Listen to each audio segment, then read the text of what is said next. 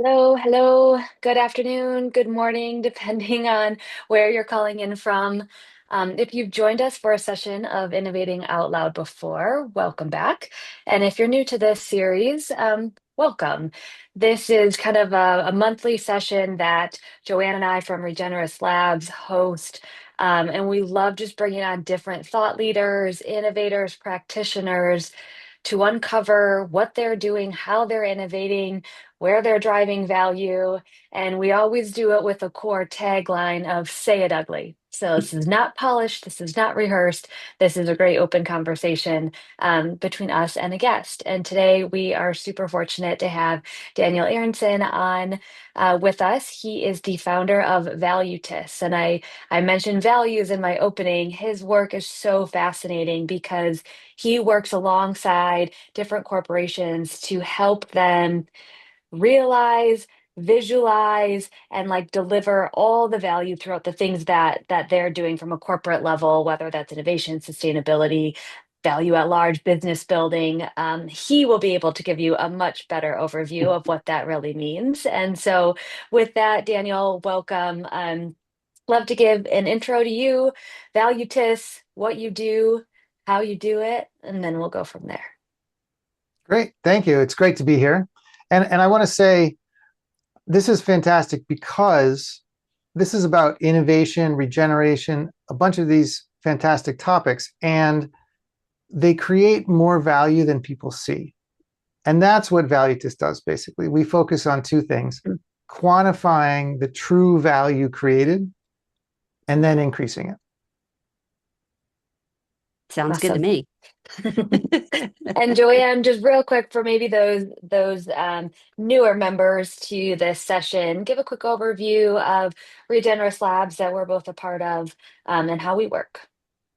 Oh, tea is still hitting the bloodstream. So, Regenerous Labs is a seven-person partnership of seasoned experts in innovation from commercialization, behavior change, product development, design. But it's really seven people that have collaborated for decades that decided that we want to put our full effort toward bringing about the regenerative future. And that means more than just, green energy or recycling or circular economy. It's how do people make decisions every day inside of, particularly, we work a lot B2B more than with consumer products. We know that you can set the loftiest goal to be regenerative, but if everybody down the line doesn't make decisions that align with that, then you're probably not going to achieve it. So we're really trying to find all those methods and tools and everything that's out there to come together in an ecosystem that drives forward those all those decisions in the right direction. And we're the builders, we're the translators. So we don't have all the answers, but we know a lot of people like Daniel who have big pieces of the puzzle, and we're the puzzle builder. Awesome. Thank you. Thank you. Thank you. We will kind of chat really the next 40 minutes or so, and then we will go into Q&A at the end. So if you're listening and have questions, please drop them in the chat. We'll monitor that and surface those at the end of the call. But with that, Daniel, I'd love to go into a little bit deeper about what you do and how you see the world. I love your opening of even things like this produce more value than that's at the surface level. And that's true across so many different aspects of our work and as of organizations. So just kind of unpack that, go deeper into that concept and what you guys do. Absolutely. And I think JoAnn was talking about being puzzle builders. And I think there are pieces of the puzzle that are pretty well known. And then there are pieces of the puzzle that it's helpful to think about those and then see how they generate perhaps unexpected or unusual results. Here's a known piece of the puzzle, which is that the value corporations create is mostly invisible. It's mostly intangible assets now. This has been known for a long time. But I think what people don't see as much is that this is very unevenly distributed among companies also, that the median firm's markup is the same as it was when almost all the value was tangible assets. But a small group of firms can really create much more markup, much more increase in price over marginal cost because those intangible assets, because their intelligence or their brand or all these kind of invisible aspects are so powerful. And that's what we work on at Valutus is this invisible, intangible thing. And in particular, we call this submerged value. And then there's also submerged cost and there's submerged risk. And the submerged value, cost, and risk, those are the things that make the difference between the companies that have really taken advantage of the invisible, intangible, and so on, and those that have not. And this makes a huge difference in terms of how they're going to be successful in the future.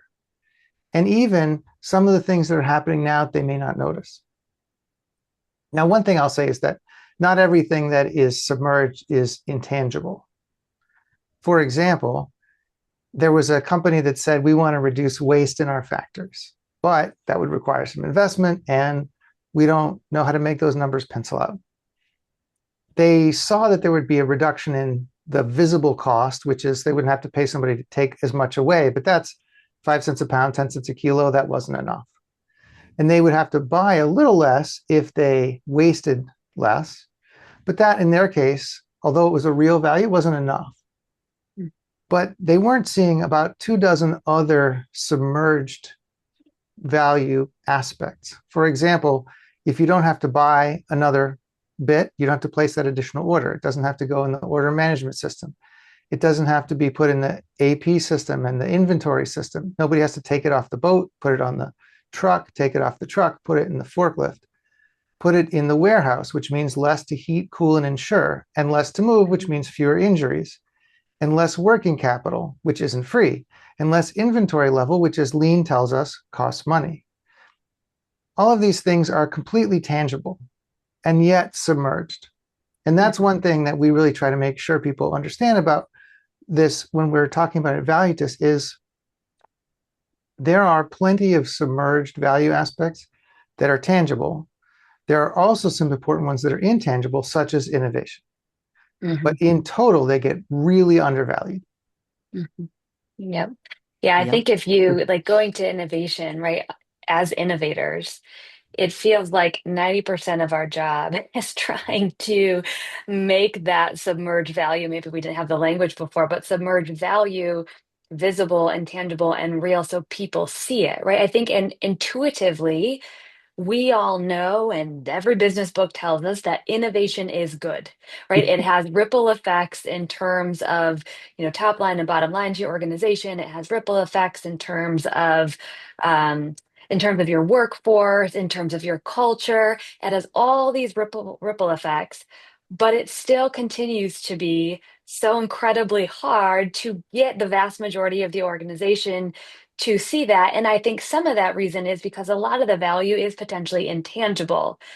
So, JoAnn, maybe first react to that kind of Yeah. statement, that insight, and then Daniel build on that because I think you'll be able to give us kind of some tools and perspective to help us think through that and talk about that. Yeah, the thing that's coming to mind is what we end the book, for those who don't know, The Insider's Guide to Innovation at Microsoft. Dean Carignan and I wrote it. We end it with the best thing that innovation produces is serious joy.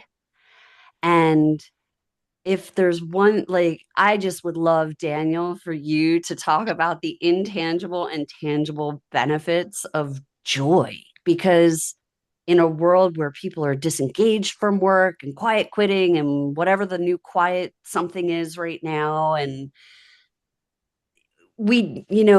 to Taryn's point, we all know intuitively that creativity and collaboration is joyful or can be, but then, pencil hits paper, and what are we going to spend our time on? And what are we going to be measured on? What metrics, KPIs are going to be established? Joy shows up nowhere.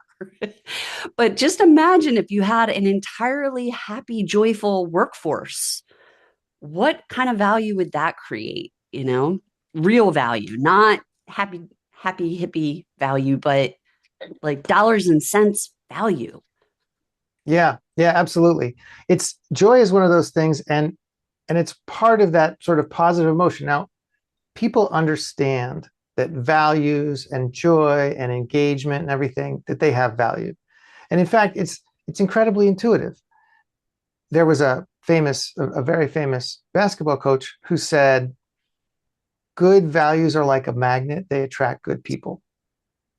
And there was a very famous CEO of the largest ready mix chemical company, concrete company in the world, who said basically the same thing.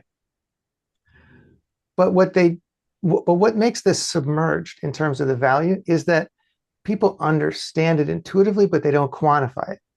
And if you put, we know it's true, but we don't know how much into Excel, you get zero. Oh, this is one of my favorite things you coined or said or found about zero.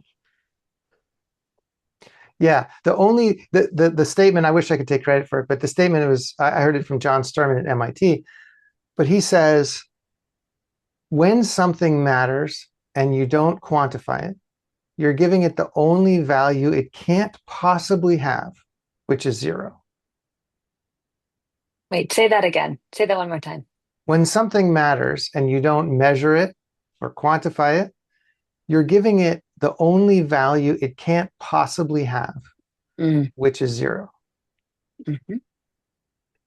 So you're Mhm. And that's wrong from the start. You Yeah. put a zero on it, exactly, if you put a zero on it, it's just wrong, right? It's not zero.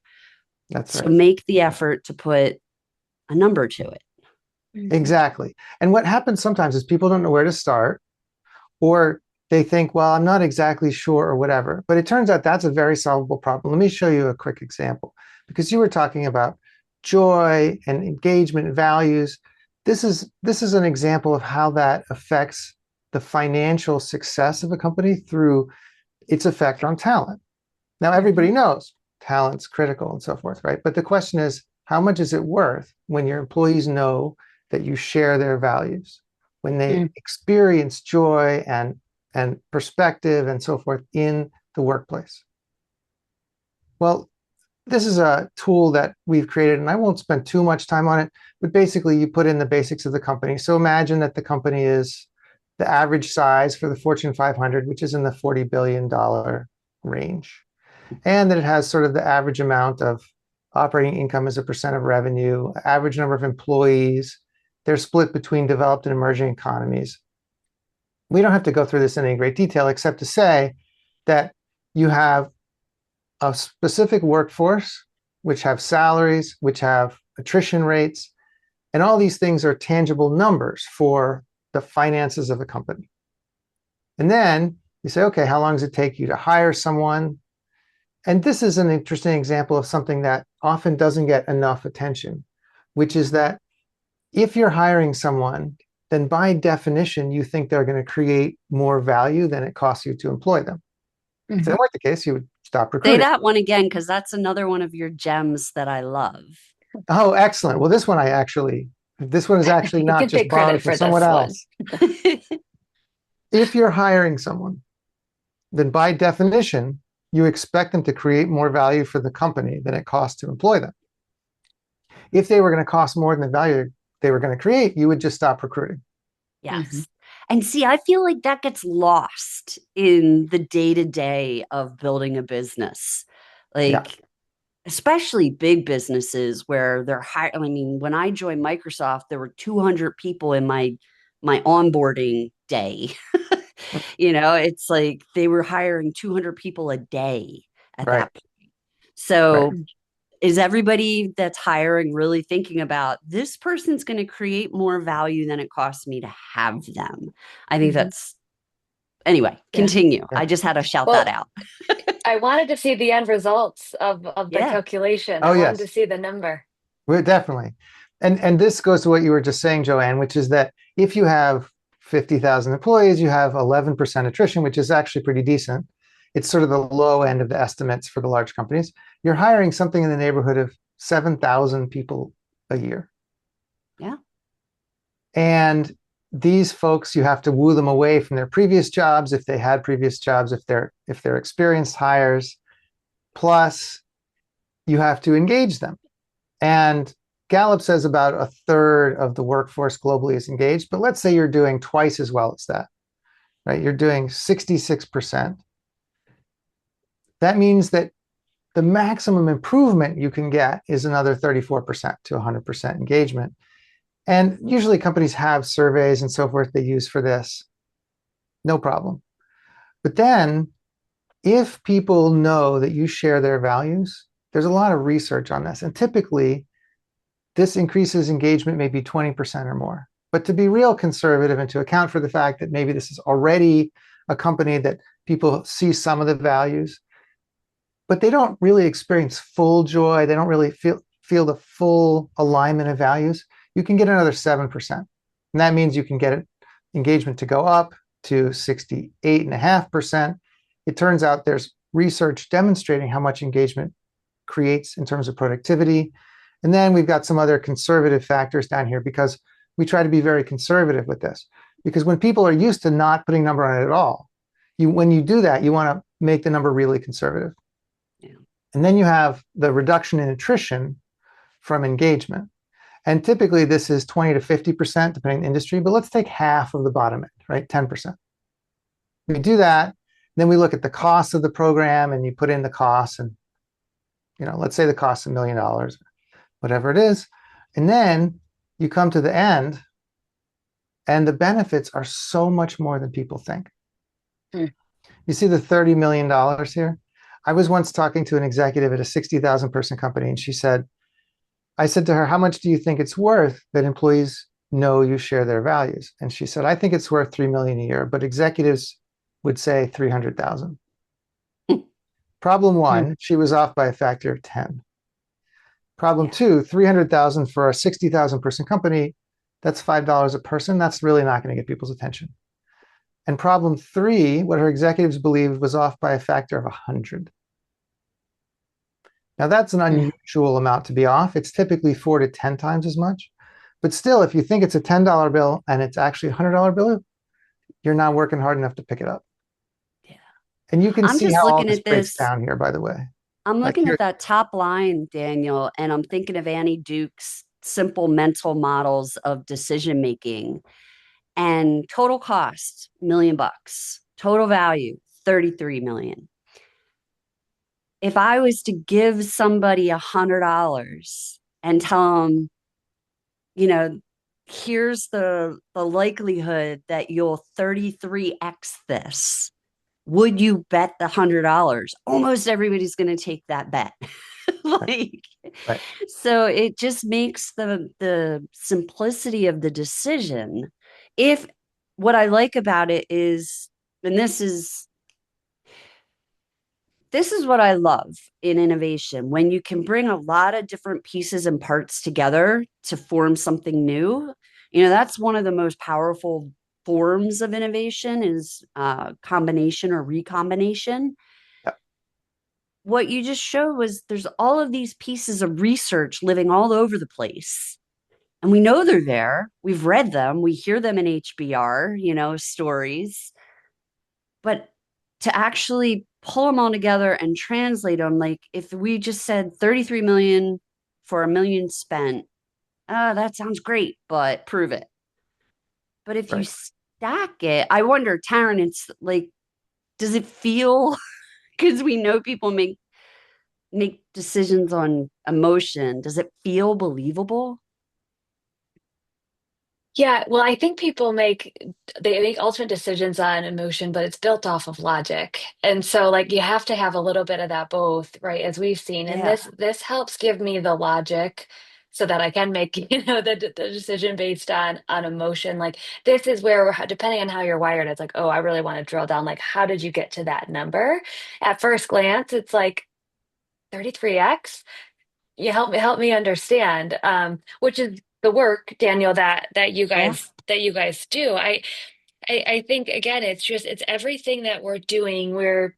We tend to think so literally or so linear of like you do X, you get Y to produce Z, what which in reality, you do X to produce Y, but there's all these benefits that happens when you do that, so that what you equal Z is actually compounded by all the additional value that it's like it's a ripple effect type of thinking. And the hardest part is since it's not always so visible or so easy to get to those numbers, it just gets lost because there's a lot of effort, especially as innovators, to figure out A, how do I quantify that? How do I capture it? How do I communicate it so those numbers are, believable? And it's this entire uh, kind of spider web of what you have to do to unravel what the real value is. I'm Can curious, I Daniel, just like, go ahead? oh, yeah. I was going to ask you, you can respond to that, but I'm curious, like, you've probably quantified many submerged value items. I'm just curious to hear, like, what has surprised you? Like, what is something that maybe you thought initially going into was, 10x and ended up to be 100x, or what's one of the wildest things you've quantified value for? One of the wildest things I quantified was the effect of sustainability on innovation. Hmm. Over a dozen years ago, I actually quantified that because people say things like necessity is the mother of invention. There's a famous advertising quote that goes, "Give me the freedom of a tight assignment brief," because constraints drive innovation. But Hmm. it turns out, I would ask people about this. We did a bunch of work on this, and it turns out that some people thought, no, there's probably no relationship between sustainability and innovation. Now, I thought there would be because you put on different lenses. You work with different constraints to create something new, and that's going to drive innovation. But I was surprised how much it was. It turned out that it was about a 400% increase in the likelihood of being an innovation leader if you are a sustainability leader. Yep. And that was looking at, is this causality or just correlation? That was looking at reverse causation, because if you have more money, if you're more innovative, you might be more sustainable. Those things all made sense. But the biggest effect was you think differently and therefore you innovate. Mhm. I have been I've been beating this drum for years because my whole career has been this parallel track of sustainable and innovation. I was at the table in 2000 when we were still debating what the GHG protocol really needed to be, and we were like, scope 3, no, we're not going to look at that. And at the same time, I was building software and figuring out energy management and cogeneration plants and et cetera, et cetera. And so for me, I always took it for granted. And then I would say sustainability is innovation, because if I can't do it the way it's always been done, then the way I do it is by definition novel. Right. Like, it just forces it. But I love, this is where Daniel, when I first met you, I was like, oh my God, he's proving me right. Yay. It's interesting because this goes back to what you were saying earlier and what you were saying, Taryn, which is that there are different ways that people make decisions or hear proof. And Mhm. what you're describing, what I'm describing before was, we did the study and we looked at the different directions of causation. Okay, great. Some people hear that. Some people hear what you just said, which is if you're doing it differently by definition, right? Yeah. And then some people get stories. And the story that Mm. I like to tell for this is that for years I would lead these groups and I would ask them I'd say, okay, you have 1 minute, write a poem. And half the groups, they would just be told, you have 1 minute, write a poem. And half would say, you have 1 minute, write a haiku, which of Mm. course has very constrained formula. And the ones who were told that they need to write a haiku were more successful, completed more often, and liked the Mm. result more. Oh, wow. Because they because had they had more rules. constraints. Mm-hmm. They could innovate within constraints, and that necessity is the mother of invention, whatever you want to call it, that generated that. Now, the other thing that this goes back to what you were saying earlier, what we were talking about in terms of like, is the large return credible?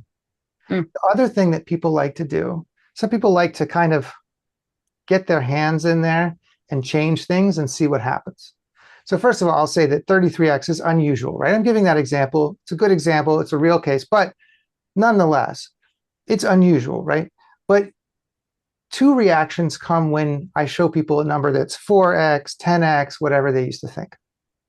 The first reaction is, wow, that's a lot. And the second is, you must have done something wrong. Yeah. Right. It's not And believable. right, well, yes, or at least there's a, are you sure kind of skepticism. And that's totally fair. And that's why what we do and what we recommend people do when you're quantifying something that's been submerged is don't produce a report. Produce a calculation that's interactive and show people. So here, let's say that we go through this and somebody says, you know what, that number is way too big. First of all, there's a lot more cost because you forgot this and that. Okay, fine, no problem. Second, let's say it's really not that big an increase. Like, yes, maybe it's usually 20%, and you've said 7, but actually we're really exceptional. There's so much already shared engagement, value, everything. Let's say it's 2%. Okay. If you do that, and then you come down here to the results are lower. So the But costs went up, the but cost went the up, benefit and the stayed about the benefits, same. well, the benefits, the net benefit went down because the cost went up substantially, but it's still a lot of money, Yeah. right? You're still saying, well, okay, maybe I'm spending 3.5 to get 13. Like, okay, that's still a pretty good return. Mm-hmm. Yeah. And that's okay, right? That's just okay. Mm-hmm. And because people feel more attached to it and they feel less skeptical, more like, oh, you're not trying to sell me something, we're exploring something together. When you ask them, what would you like to change, and then you change it. Mm-hmm. So that's another part of how people experience submerged value. Sometimes they experience it in a way that's a story. Mm-hmm. Mm-hmm. And in fact, Storytelling is powerful. it And really is. visuals. Yep. Yep. Some people experience it all kinds of different ways. And one thing that is another story, another way that I think expresses what I mean about how much is submerged is the story of medicine donation in sub-Saharan Africa. This is all about what we call doing it this way is following the physics. If there's a change, right? If people are more engaged at work, what are the physics of what they do? Well, they leave less often. They bring more of their full selves to work. Well, medicine donation in Africa is a little different, but you still are following the physics. So here's an example. I actually quantified this quite some years ago. There's a company that was donating medicine in Africa, and they said, I wish we could figure out the value to the world and to the business of doing this, but too bad it's impossible to quantify. Well, it wasn't impossible. What happens is you donate the medicine and it makes the person who takes it less sick. But there are all these submerged aspects that I only realized later after the initial quantification, which already showed more value than they thought. But for example, now the person who's healthier can work more, generate more money, and that improves health also. And if a number of them are all in the same community, then it not only proves the individual family, but the community, because now you have a more prosperous community, which has better health. And then it also improves gender equity. Mm, What the UN tells us interesting. is that if someone is sick in that area, the person who stays home to care for them is typically a girl. Yep. And if they're not Mm, sick, she goes to school. mm, This improves gender equity. And then the more educated you find for that area, for women, for girls, that actually has positive impacts for things like climate, Mm. which means there's all this submerged impact. And what happens is you follow the physics. And this is not, notice that there's no calculator, no numbers. I'm not showing anything right here because it's an intuitive story. And you can see people following the physics. And you can see that there is research.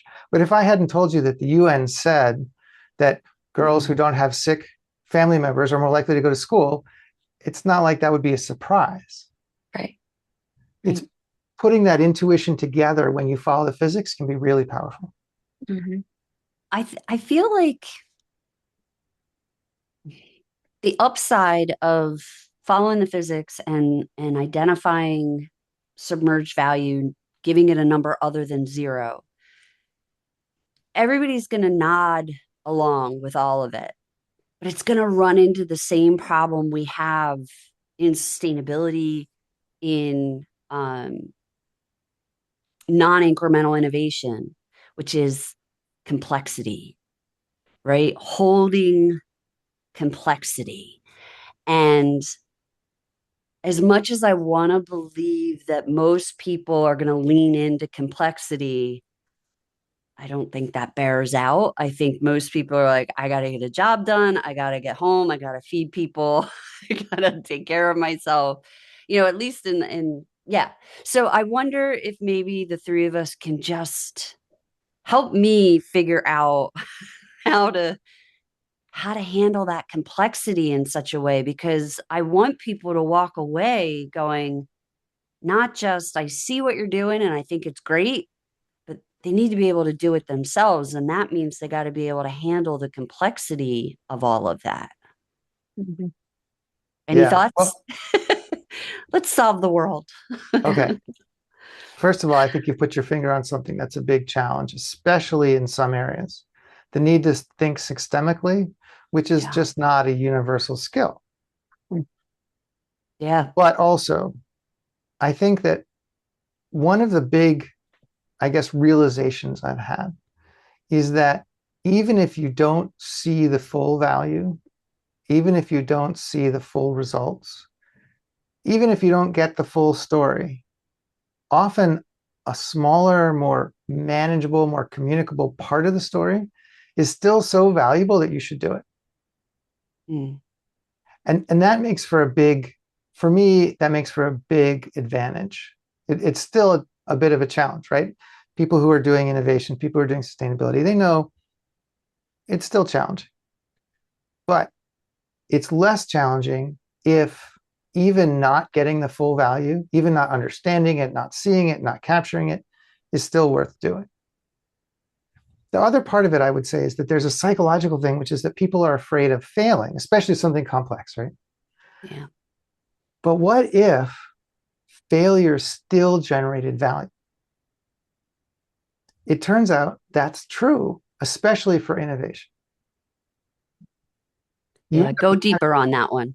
you end up with kind of an option to do something. So if you fail, then of course, whatever you were setting out to do doesn't work. Everybody knows the story of 3M and Post-it notes and how the guy was trying to create a super strong adhesive, instead got a weak reusable one, and that was worth a lot of money. But it's not just the one case. Nespresso actually started out 50 years ago. They developed the technology and they tried to make it a B2B business, and it totally failed. And it failed for almost a decade and a half before they repurposed it as a consumer business, which now brings in over $7 billion a year. And of course, you find things that aren't failures, but aren't seen. There's still that unseen value, like AWS. Yeah. It wasn't a failure when it was an internal cost center, but it wasn't a profit center. And in fact, there's a specific technique there. It turns out we have a bunch of techniques that we use for the second half. There's the quantify, the submerged benefit, and then there's the increase. There are a bunch of techniques that we've cataloged and so forth. One of them is strategically creating a surplus. And that's what AWS did. They said, hey, we have enough for us, but look, we could also create even more of this capability and sell it. Mm. I did that for a company that was a startup restaurant chain. And they said, we really need to get high quality employees. And they developed this terrific training program. They brought in people who had been out of the workforce. They brought them up to really high levels of skill for the restaurant industry. They didn't leave very often, and therefore this program really paid off. But because they didn't leave very often, there was a limited amount that they needed of new trainees. Mm. Also, it was a cost center. That was a cost center that was worth it. But what I helped them think about was, what if you did much more and then offered the employees that came out of your training program to others in the industry? Yeah. They actually did that. They created a surplus. They became the number one partner for the local workforce development agency, and they turned this cost center into a profit center. That's the Yeah, way to, like, oh, go ahead, Taryn. well, it's just again, I'm going back to your original question of the complexity, right, and some of those things, and how do we give people really tangible, like Daniel, you the way you and your team thinks, it's so natural and Mhm. almost like it's second nature for you to see a, a problem or an opportunity or an effort and be able to kind of start seeing those ripple effects are visual to you, right? And you can start figuring out, how do I quantify these? How do I make others see it? But I would imagine there's majority of us on this call sitting here thinking like, yes, like I know the work that I'm doing every day is more valuable than it's being recognized for, or, it's having more of an impact, but I don't know how I would begin starting to quantify that. Like, what are some ways, what are some questions maybe people could ask, or like advice to those people that are sitting in those seats being like, I know there's value here. They could talk to you at Valutus, but say they wanted to run some things themselves. Like what thought process, what questions, what steps should they take to begin starting to get their head around this kind of thinking and maybe get to some type of tangible number that they can start communicating? A good question. There are basically three steps. By the way, I did write a book that MIT published called The Value of Values, and the Good chapters and book. the sections in there have a bunch of specific techniques, questions, examples, and so forth. But if you're just doing it based on this conversation, three things.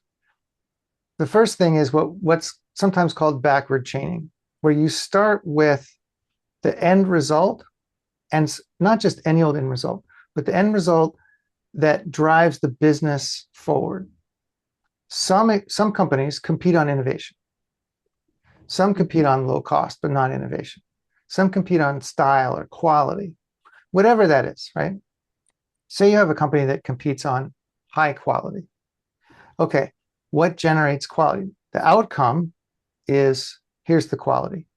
And then going back from that, that is backward chaining, if you want to call it that, Mhm. is what are the things that go into that? Imagine that you have a company that competes in chocolate or in coffee on quality, not on price, but on quality. Well, one of the things that goes into that is, okay, you've got the roasting techniques, the technologies, the recipes, and so forth. But also, of course, the inputs matter, the quality of the inputs. But then, if you actually go follow the physics of the production, what you find is that it's not just the quality of the final product, but the consistency.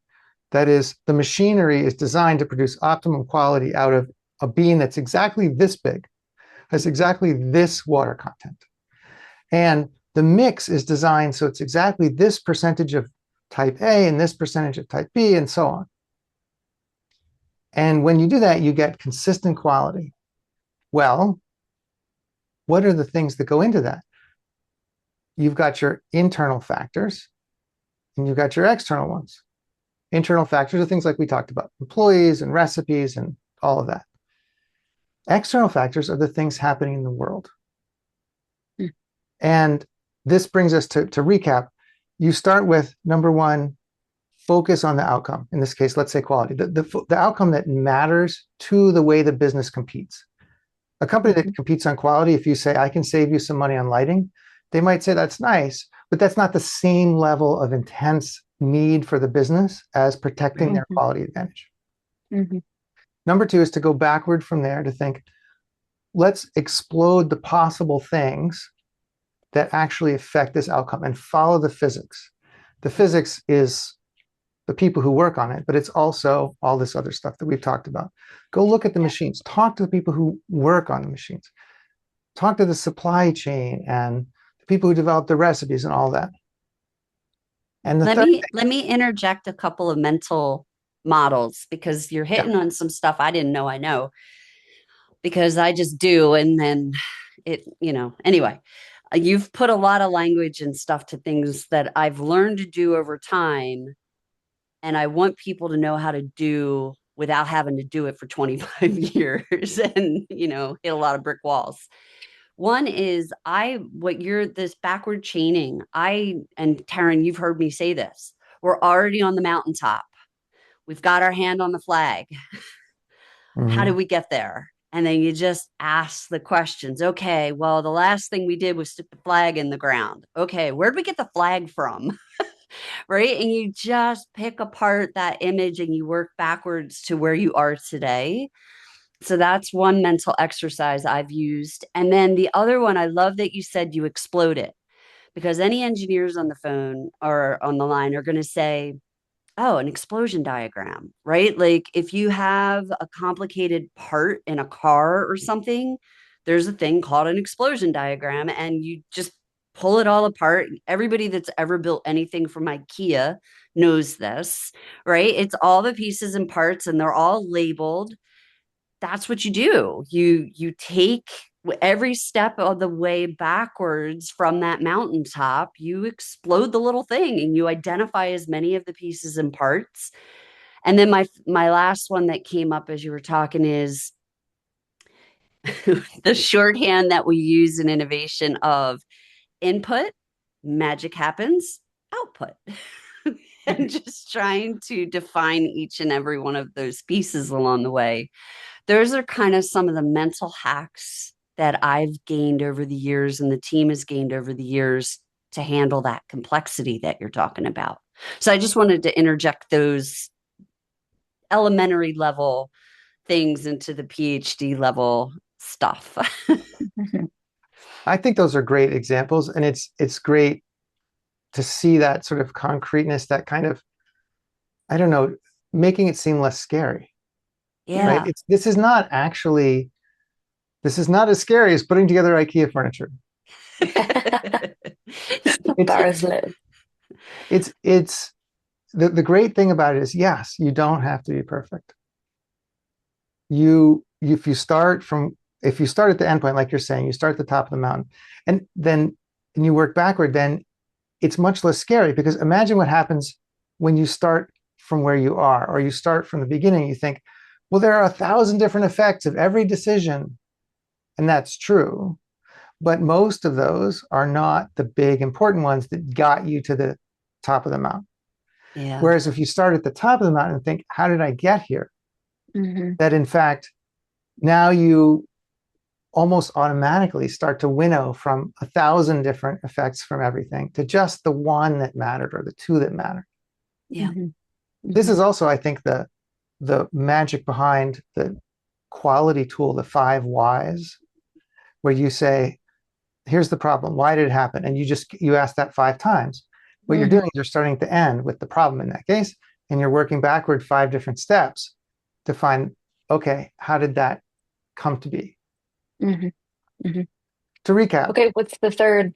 Did we miss yes, the third? I have the outcome, starting with the end in mind, the outcome of what matters to the business where they compete. Then you blow it up, right? You break it apart, you ask the questions, you break it down, and then what's that final step?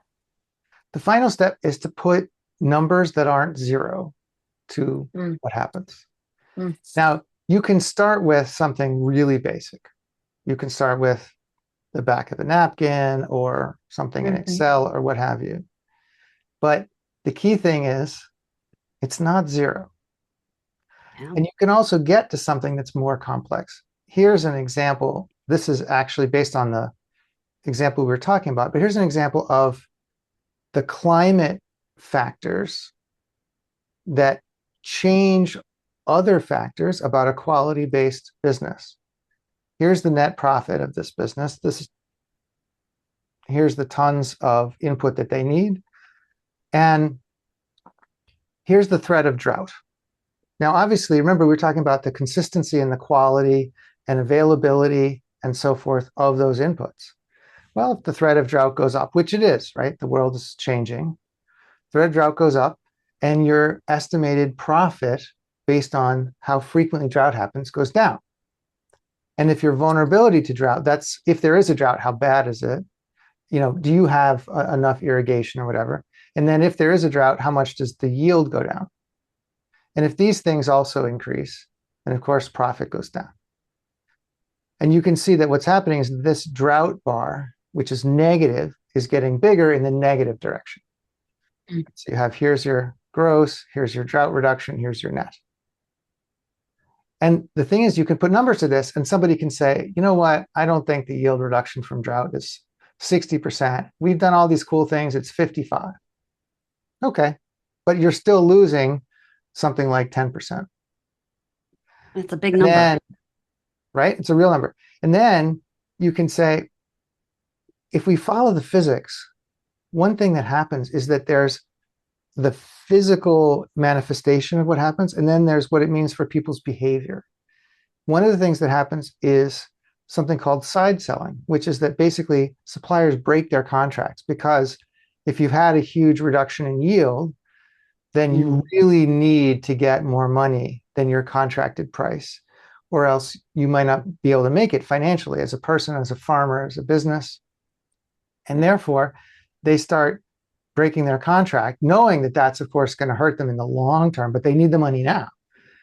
And that adds this side selling loss, which further brings down the amount of profit you have and increases your loss. These You know what kinds this of things, reminds me of? Just to yeah, give another non-economic, because I think that's another part of the scary thing. I think a lot of people are actually afraid of dollar values.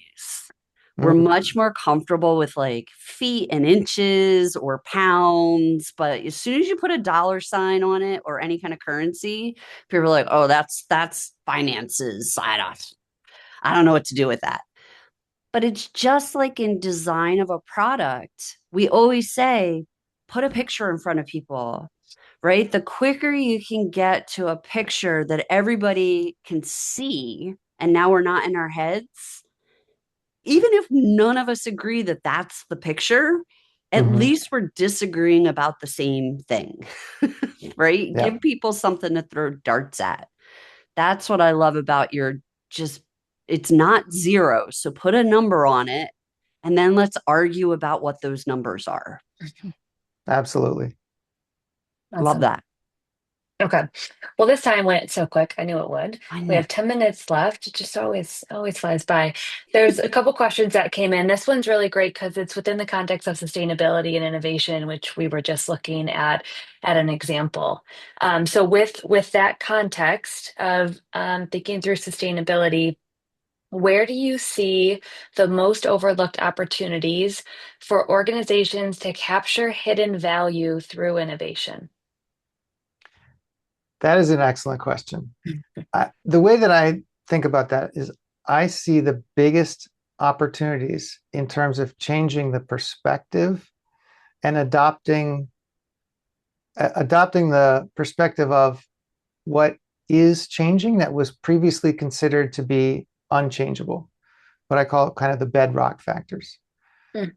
Now, the thing is that there are plenty of places you can get innovation, value, and so forth. You can find the things that are not going to change, right? Famously, people are not going to change their desire for, say, lower prices. And that's perfectly good. But it feels to me like there's a huge missed opportunity in innovating around the things that people assumed without even consciously necessarily Mhm. assuming it wouldn't change. For example, people have been shipping goods on the Rhine River for centuries. But now with some frequency, the water level is too low to allow full passage. Big ships, shorter times, whatever, all those things are under threat. Innovation around how to fix these changes in the world.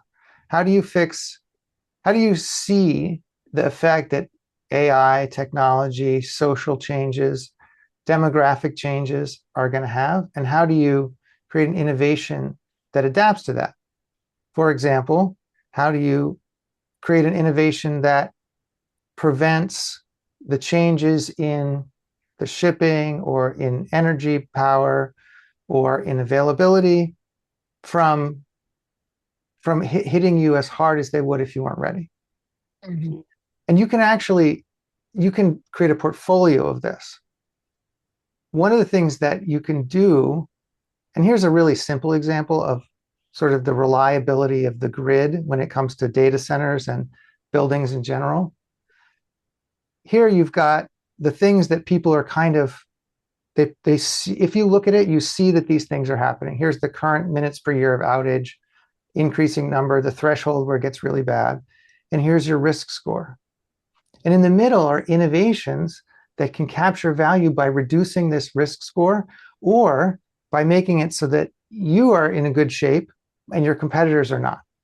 For example, one thing we're seeing is that a lot more data centers are being built with off-grid power, because about 40% right about now, which means this number was in red and now it's in orange. Why? Because people are innovating around, how do I adapt to what I previously thought was, if I put a data center there, if I put something somewhere, I can get power to it, and reliable power. And now that's not true. So these types of innovations are very helpful for that. I think you're tapping into another difficulty we face in the innovation world, which is people hear the word innovation and they think technology, they think light bulb, internet, car. And there's a lot of different people have said it different ways, but the one I always go back to is the 10 types of innovation by Dalvin. And it's a nice little line, and it's upstream stuff and downstream stuff with the product in the middle. And the product and the product system are only 2 types of the 10. And then there's business model and supply chain and process and people. And then there's pricing and marketing and brand. And a lot of times we forget to innovate those things around the thing. Mm-hmm. And in history, something like 90% of the value created throughout all time is the things around the thing, Mm-hmm. not the thing itself, which is really, but it gets like 10% of the investment in innovation. A Right. fraction of the investment goes into upstream and downstream innovation, but that's where all the value lies. Mm-hmm. Yeah. Yep. And So true. finding the needs, the submerged needs, the famous story of 3M Post-it notes, I think most people know the story already, but one of the great things was the way that they had kind of a guerrilla marketing campaign of giving Post-it notes to executive secretaries. Mm. And they're like, wow, this thing is so great. I can put a note on this and whatever. The original use was to hold the pages in a hymnal. That was like one of the first people who used it. It was like needs that people didn't realize they had. They knew, they kind of intuitively knew that something was going on. Right. And I think that's also part of the kind of the elephant in the room in a lot of discussions, is things like people intuitively know that these kinds of things are going on. This is a long-term data set called the Economic Policy and Uncertainty Index. And it's very high. And people feel that. And then we created our own metric called Flux, which is all of these different unpriced changes. These, if you want, submerged or invisible. And you can see that it goes up and down.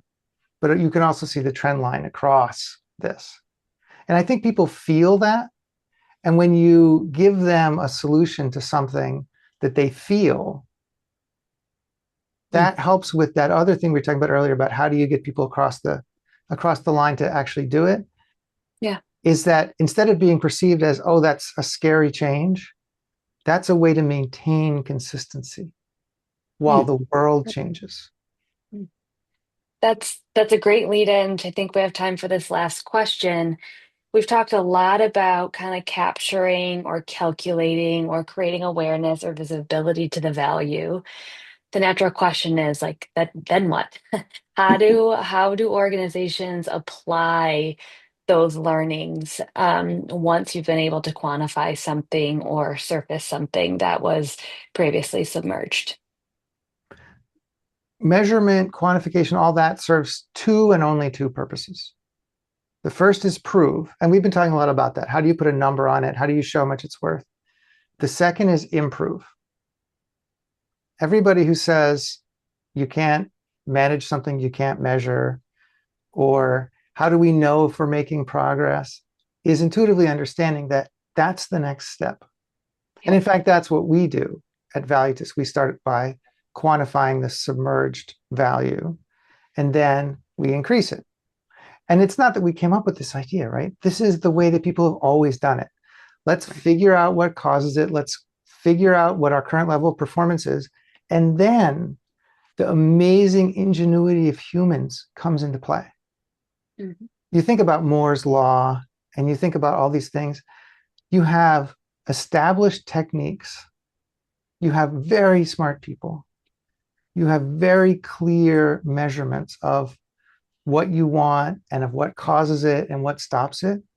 And you see this insane progression because humans are amazing if you point them in the right direction and give them the right support.